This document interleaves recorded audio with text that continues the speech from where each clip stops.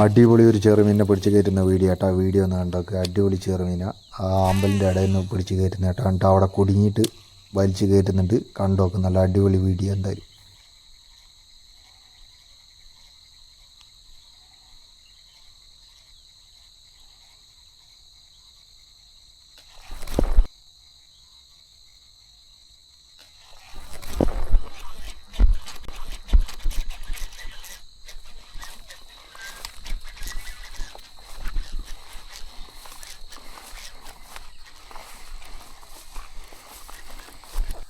മീനടിച്ചിക്ക് കുടുക്കിക്കളഞ്ഞു.